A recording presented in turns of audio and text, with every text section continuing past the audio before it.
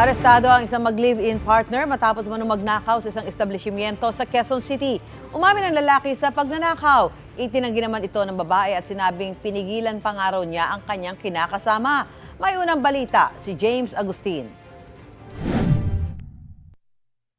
Kuha ang tagpong ito sa ikalawang palapag ng isang establishmento sa FPJ Avenue sa Quezon City. Ang isang lalaki tila may hinahanap. Maya-maya pa tinangay na niya ang system unit ng computer. Bago niya nakuhanan din sa CCTV camera ang lalaki at ang kanyang kinakasama na inaayos sa kanilang kariton na pinaglalagyan ng mga kalakal. Ayon sa pulisya, kinaumagahan na makita ng may-ari na wala na ang padlock sa pintuan. Na-discover nila sa pagpasok nila sa umaga na yung establishment nila pinasok and nalaman nila na may mga nawalang gamit, particularly parte ng machinery po nila.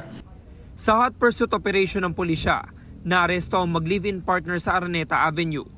Nabawi sa kanila ang mga ninakaw na gamit, kabilang na ang bahagi ng system unit at ilang parts ng printing machine. Nagkakahalaga mga ito ng 123,000 pesos. As part of the investigation, nakarecover po tayo ng mga CCTV recordings wherein na-identify po natin kung sino po yung suspect natin. Pang-apat na beses nang makukulong ng lalaking suspect na dating nasangkot sa dalawang insidente ng pagnanakaw at kasong may kinalaman sa droga. Nagawa ko lang po yun dahil sa hirap ng buhay, ganyan.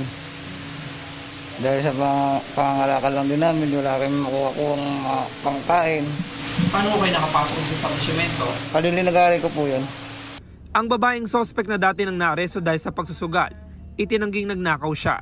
Pinigilan pa nga raw niya ang kanyang kinakasama. Tumayo po kasi ako noon, tapos sinanap ko siya. So hindi ko siya nakita. Pagsilip ko nakita. Pag yuko ko na gano'n nakita. Ano ginagawa mo dyan? Sabi ko, lumabas ka dyan. Hindi ka lalabas yan. As in, minula ko po siya ng time na yun. Sinampa ng dalawa ng reklamong robbery. Ito ang unang balita. James Agustin para sa GMA Integrated News.